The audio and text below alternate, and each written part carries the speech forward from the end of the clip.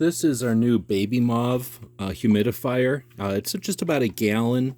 You can take the top off here, and there's a shut off here. You can fill it up, flip it over. No, don't spill any water.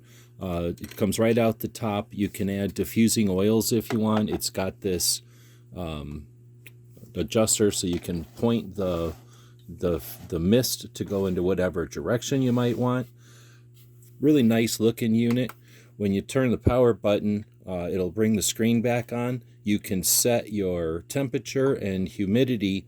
You can also turn on the night light. And it's got a couple of different colors. And the diffuser, when it's full of water, is so cool. It's got sort of an ocean effect. I really like the white light personally, but you've got lots of options there. It's quiet. You can hear it running here, and it doesn't make much noise. It puts out a tremendous amount of humidity into the room. We're here in Arizona, where this is, we really appreciate it. All right, that's a little rundown of the Babymoov humidifier. Hope this helps.